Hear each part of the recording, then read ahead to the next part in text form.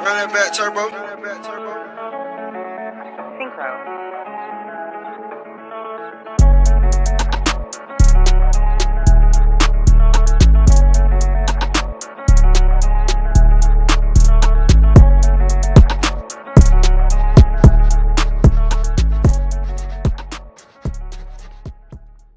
What's up, guys? I'm Loops. This is the build of an absolutely monstrous base. I'm calling it the Defender 1.0, as I'm planning on making something similar to this in the future. Maybe try and expand on it, fill in its compound a little more, who knows. But, quick disclaimer, no one should ever try to build this, because it's honestly a waste of your time, even if you're rolling 20 guys deep. There's a lot better ways to spend your wipe, I promise. This will bore the shit out of you. Just, don't try it. But, it's your life. So, right here, I'm starting at the base. I'm making space for the TC, obviously. And then I was going to put batteries in here. But, I decided to not go with an electrical base, because that would be so much more work on my part, and the video would be so much longer. So I decided to scrap the idea of electrical, as I'm still not very good at building electrical circuits. So real world scenario, honestly, that's probably just better iterated as loot rooms for that space. It's probably a lot more important than your power storage.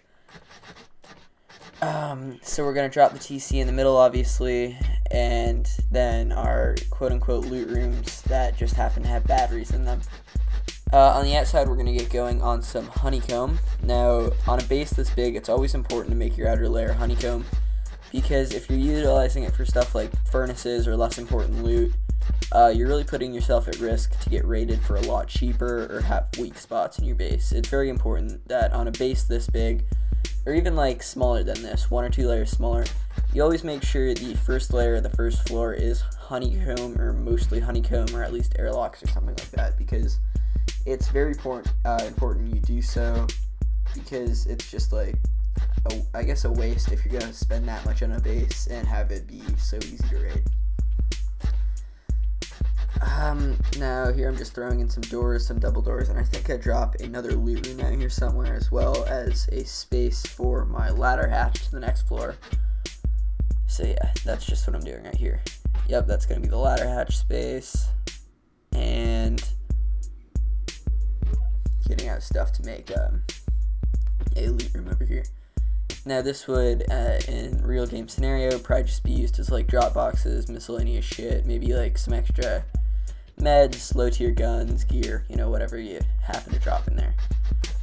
In the front airlock, I put a drop box that's both to stand on to see outside, as well as run inside, drop something, run back outside. And just patching up here, we're kind of done with the first floor. Now we get started on the second floor here. The second floor on this base is probably going to be a bit more interesting. I do believe that I put a good deal of the main loot on the second floor. I think that I have 3 main loot rooms, as well as our workbench, or our main workbench up here. On a base this big, if you're to actually build something like this on, say, a modded server, it's always important to have more than 1 workbench if you can't afford it, because having a level 2 downstairs and a level 3 in the main loot room, something like that can make your life a whole lot easier. We're just throwing in the doors here. I like to use half walls to make shelves instead of using shelves, because shelves kind of suck, especially if you're not in just a 1x1 square. So yeah, doing that can be nice just to get a bit of extra utilization of your space, or just doing that if you don't have shelves on hand, or you just don't really want to use them. That's kind of my thought there. And then just throw a roof on that, door there. Now I added an extra airlock here so I could put in a trap. This isn't something that you usually do, but I kind of like doing this just, to have an extra layer of, door between your loot and the way to it. There's been so many times where one more door or one little airlock could have saved an entire raid for me, and I would have been so much safer, but I've just chosen not to build it. It's just always kind of a good idea to make sure you have as many doors as you can fit, because every every door counts in a raid. I also honeycomb the shit out of this floor because, you know, gotta make it nice and safe.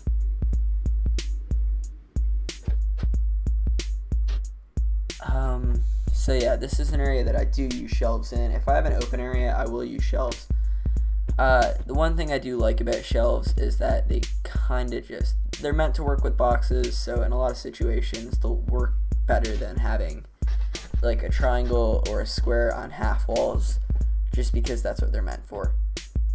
But you know, a combination of both, like I do here, also can work really great. Like I'm really happy with the amount of loot that I was able to fit into.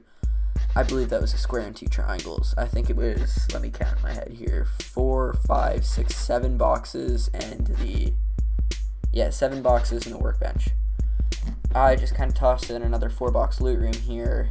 Since this is like right at the core, I think that would be like a good box to put your explosives in, or guns, or you know, any other high level stuff you might want to protect. The second floor was also where I put all the bags. A lot of big groups like to use beds instead. I think a combination of 2 in your base is very good, especially for getting raided, because if you're getting onlined and the opposing force takes your area with bags, you're kind of done. So it's always nice to have like a bedroom with all your beds, and then maybe have like another bag outside or upstairs, or just somewhere where, you know, it might not get destroyed right away. Because when people find a group of bags, they like to destroy them, but when there's just like one bag, it often might not get destroyed. Now here I started to place solar panels, I believe. I was like about to. But I did cut out me trying to figure out electricity here, and I just cut, So I split it here, and I started to build a bit of a dock. Now the idea here was just like, hey, maybe I can build an easier way to trade. So my thought was, if you were to put your shops out on a dock and you were to do like high level trading, I think people would like that a lot more, because it's just a lot safer on their part. Being able to boat in and boat out, because it's not like having to run through ground.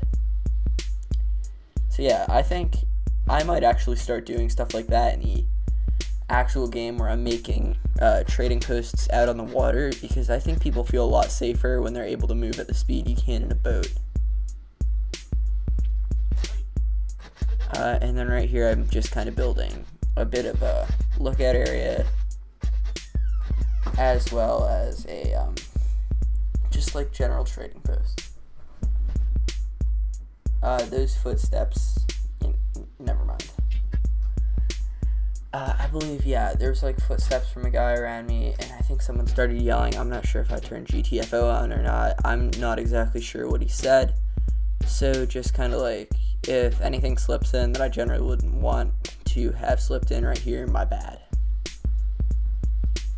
Alright, and then just make sure to kind of barricade up along the top so you can't let her in. This space is a lot of anti-laddering stuff. Then I dropped some Peacekeeper turrets. Always remember to do Peacekeeper, because putting kill turrets on your trading post might result in a lot less trade than you might want.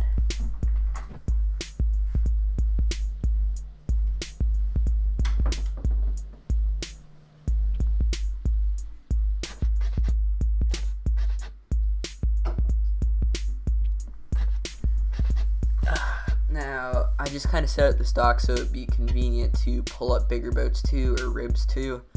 I always like keeping ribs, but you know, you never really know where to keep them. So I like building kind of docks for them if I can. If I have like a base in the water, I'll build a dock to pull them up next to, and then put turrets out by them. If you really want to keep your ribs, or if you're really that invested in them, and I use them so much that I do that. I think for most people though, that probably wouldn't be very logical to do. I don't know, I just love using the rib. Like, it guzzles fuel, but like, it's so much faster than normal boats, and since no one ever uses it, or no one ever like actually uses it long term, you can like win a lot of boat battles, and I love just doing like naval battles and stuff in this game. They're so fun. Alright, so here I kind of walled off the river. That's so I could pull boats in from the ocean and have like, I guess wet storage for them. And then I had to kind of figure out the walls there. But I obviously didn't want to wall all the way up the river. So I cut it off, put another gate in, And that, of course, is so you could boat the rest of the way up the river if you wanted to. Or you could, like, say, I don't know, you make a friend who lives up the river, you could let them through if they have boats parked upriver.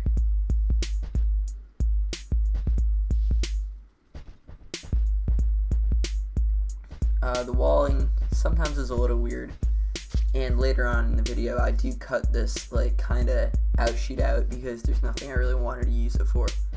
Yeah, this whole area I really just kind of, well, I ended up just cutting off the walls and making the compound a bit smaller. And then just kind of fit it so that it fits better. And this is where I dump my front entrance. Kind of made like an airlocky front entrance here. It took me a little while to do. Obviously this is time elapsed. I believe it's a bit, like, I think this is almost 3 times speed.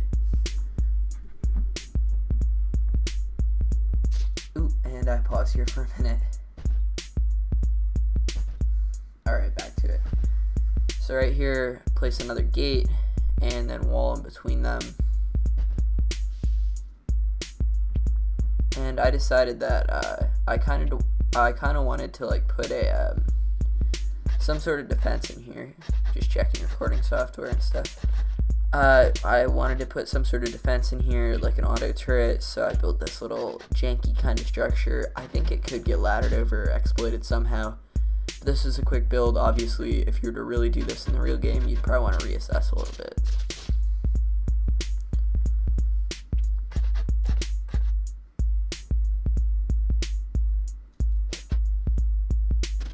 And then just kind of elevate our trap a little bit so it gets a bit better of a angle.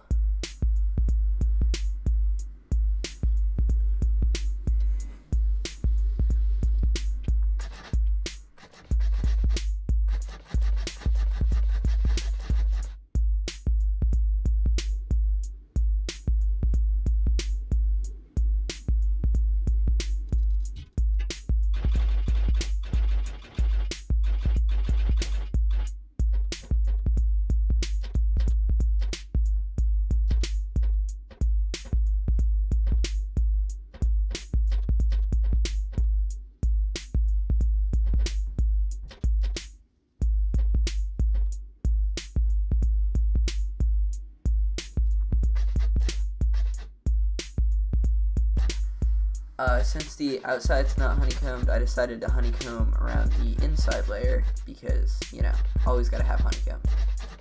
And then on the inside, I just kind of did a bit of an aesthetic thing, and I used some cages and some furnaces just to make, like, a little bit of a, well, furnace bed. Also dropped a workbench here and skinned up my stuff because, you know, gotta love the skins. If you're gonna pay for them, might as well use them. Alright, I believe I also dumped some lockers and some flame traps into here. I just love the flame trap. It's so cheap, it's so easy to get, and they're actually pretty effective. Like, if you're gonna use them in an actual base, especially short range in little areas where people might not be able to get out of, they're just so effective for their price. Just kind of door this off here, and we're about set.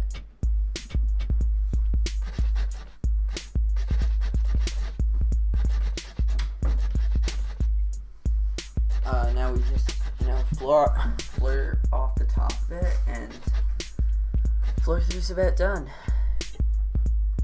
Now what I started doing here was making the 4th floor a bit of a angled roof level. These are so great for base defense because you can kind of pop up anywhere, and they're so good for cover, and they just are, you know, a pretty good advantage. So role player roofs definitely would suggest base defense.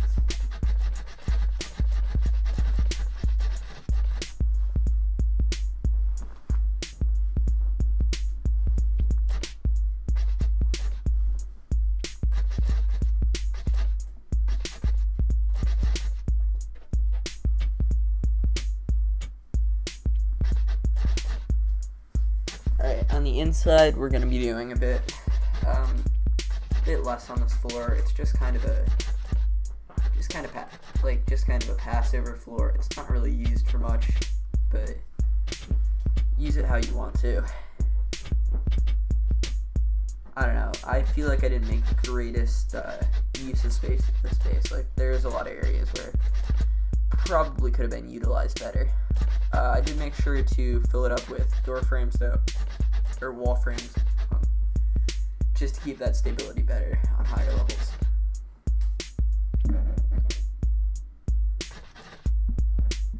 Alright, if you've made it this far, you're already halfway through the video, so thank you for watching. At this point, well, in-game me lags, I'm just gonna, remind anyone watching, it'd be greatly appreciated if you'd like, subscribe, all that shit. Do it if you want to. I can't make you, so, it's whatever. Alright, here, I start to lag a lot, so yeah, just wait a minute. Gotta switch over Wi-Fi networks here from the main to the backup. Alright, so once I got my Wi-Fi back up and running, I decided that this floor was going to be like the main furnace level. Now if you're going to have a base that costs $500,000 metal, you better have a furnace room that can deliver. So I did the outer layer honeycomb just like I did on the first floor, and then on the second layer in, which we'll get to in a second here, the second layer in I did like minor honeycomb. I pretty much just honeycomb the triangles and left the squares open, which is pretty equal because on the other side of those triangles is squares. If you understand how honeycomb like this works, it goes triangle, square, triangle. So just honeycombing the triangles kind of evens it out. Then just threw a top on because I realized I didn't want this video to get taken down. Alright, just tossing some furnaces, some furnace, as some may say. And by some, I mean a lot of furnaces. So I believe it's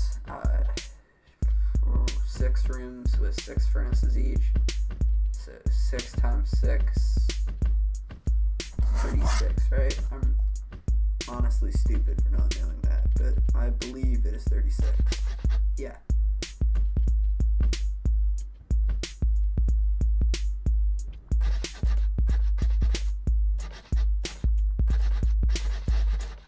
Yeah, it's 36. I don't know why I doubted myself. I'm honestly doubting. So yeah, 36 plus the other 39 furnaces in this room. Now, I believe every 5 seconds a furnace can make 3 metal, so by that logic, this can make a lot of metal. Now, this is the part of the base where the base gets fun. If you saw the intro and the thumbnail, you know that I put a lot of work into the upper floors of this thing. So I started off by just kind of laying out, I wanted all the square edges to have roofs, and the triangles I turned into pillboxes or bunkers or whatever you want to call them. But I obviously did that after placing these walls.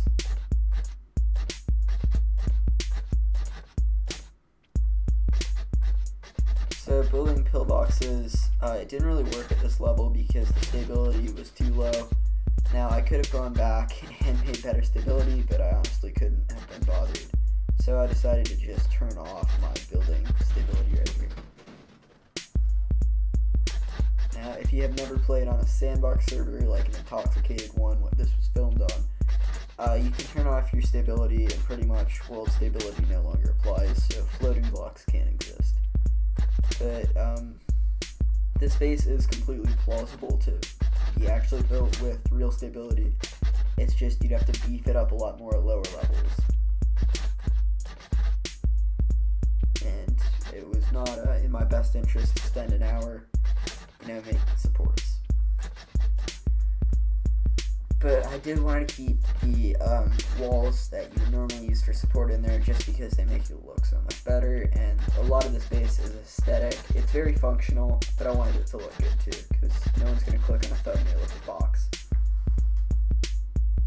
I ended up reversing the doors here just for safety reasons, because, you know, who's gonna pickaxe metal? But then again, there's people who will pick out metal. Drop some boxes there, and doored off the rest of it. And then I used windows so you could see if people were camping. Just a fun little trick. Because this base is kind of susceptible to ladder raiding, you know, if you can't get past all the compound stuff.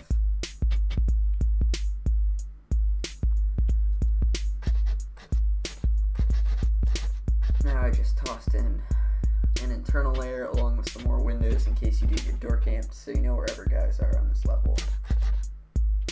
And if they're gonna be laddering up to their base, or laddering up your base, you better know where they are. Alright. So that's the base so far. It's starting to look pretty good from this level, and it's starting to be pretty functional. So this is the first level where I decided to use some anti-balloon missiles, or SAM sites, surface-to-air missile sites. And what I do for SAM sites, I always do the same thing. I did this in the last big ZERG base build too. I always seem to make circles and then do like quarter walls, half walls, quarter walls, half walls, or low walls, half walls, not quarter walls. And then I threw some doors on. It may look like I was going to end at this level, but I was planning on going much higher with it. So yeah, I just dropped in some outward-facing SAM sites. Yeah, just to fuck up whatever balloons come near.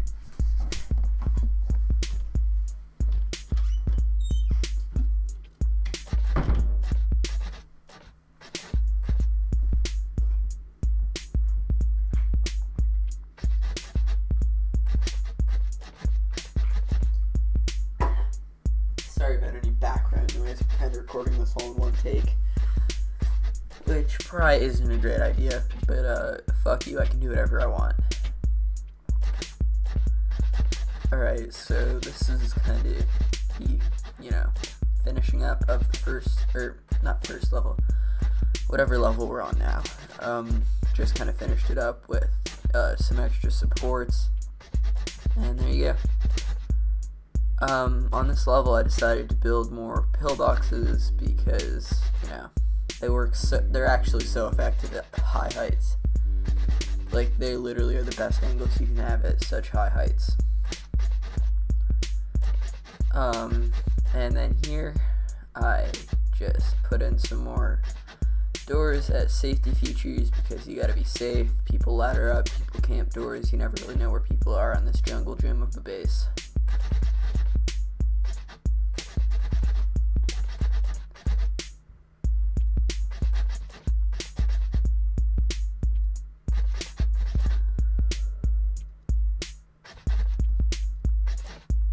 I'm also putting boxes inside the pillboxes to stand on top of, so shooting down is a bit easier.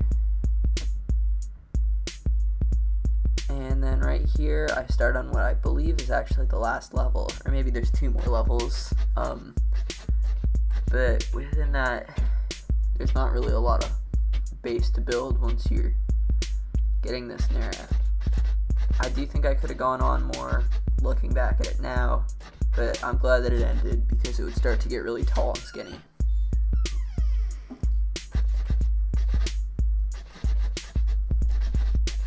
Once again, sorry about background noise, one take, blah blah blah.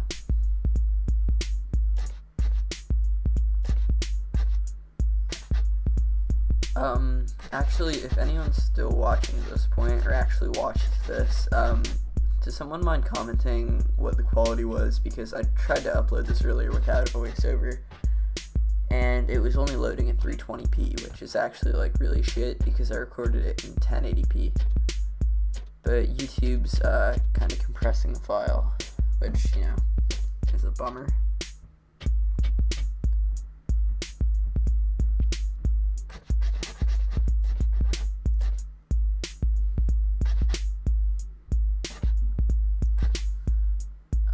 So what I was trying to do here is make like a bit of an extension sniper tower, but I realized it looked fucking stupid, and also this is like the only part of the base that seriously goes against stability, because that would like literally be impossible on the ground, let alone being the 13th and 14th story of a building.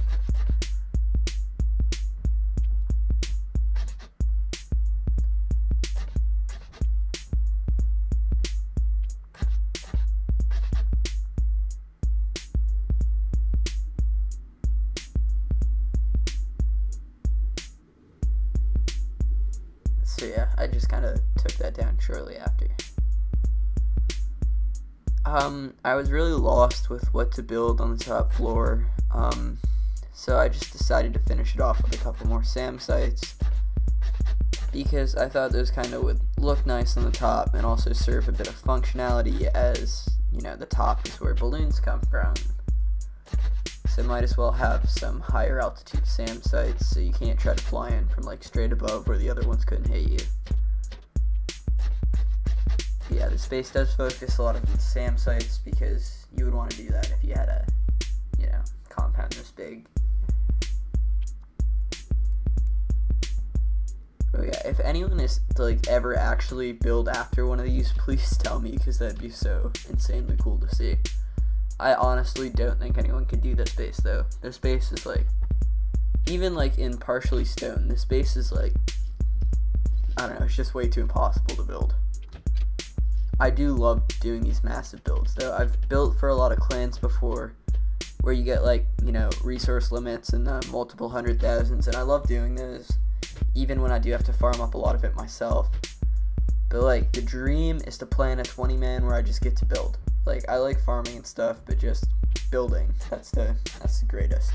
You know, some people like their PvP, some people like to farm, some people like to run around screaming into their fucking mics. For me, it's building. I just love the building in this game. I think it's like some of the best building mechanics. I tried to start a little bit of a hemp farm here just for like aesthetics. There's no real point to doing that in a build server, but mostly I just decided to turn this area into a bit of a furnace farm. I think I got 12 furnaces going, and we're kind of coming near the end here. Nothing I really do after this point is all that important. Just honestly, if you want to click off the video now, I'm probably not going to edit it closer. I think I'm just going to kind of sign off here, so sayonara faggots. Thanks for watching.